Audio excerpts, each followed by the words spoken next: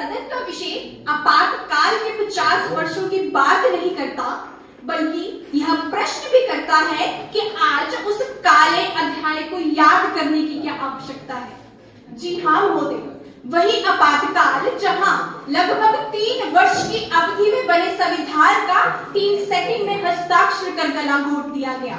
वही आपातकाल जहां लोकतंत्र के पहले स्तंभ विधायिका को जेल में डाल दिया गया, दूसरे स्तंभ कार्यपालिका के प्रमुख राष्ट्रपति से आधी रात के अंधेरे में लोकतंत्र के डेथ वारंट पर हस्ताक्षर करवा लिए गए, तीसरे स्तंभ न्यायपालिका के फैसले पलट दिए गए तथा चौथे स्तंभ मीडिया को बोलने पर भी प्रतिबंध लगा दिया गया।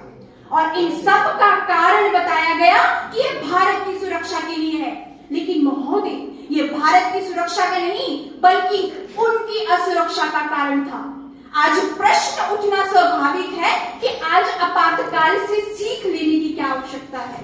महोदय, आज भारत के पड़ोसी देशों में जिस प्रकार से जैसे आंदोलन के जरिए तख्ता पलट हो रहे हैं, यह कोई संयोग की बात नहीं बल्कि विध्वंसक विभाजनकारी शक्तियों की सोची समझी चाल है भारत को पुनः एक बार आपातकाल की ओर ले जाने की।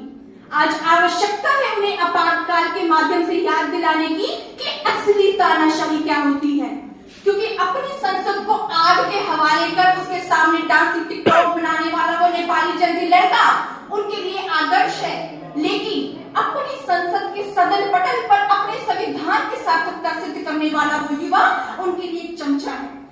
आज अभिव्यक्ति की आजादी के नाम पर भारत तेरे टुकड़े होंगे के नारे लगाने वाली जुबान को आपातकाल की याद दिलाना आवश्यक है। महोदय, आज भारत में नियमित चुनाव होते हैं, विपक्ष की गूंज पूरे देश में है, अंतरराष्ट्रीय मंचों पर विपक्षी नेता भी कंधे से कंधा मिलाकर चलते हैं। यह आपातकाल की सीख ही है कि किसी दिव्यगत महिला जिसे जिसके अच्छे कार्यों के लिए भी याद किया जाता है, व्यक्तिगत पटाक्षेप की बात नहीं, यह भारत की बात है, भारत के लोकतंत्र की बात है।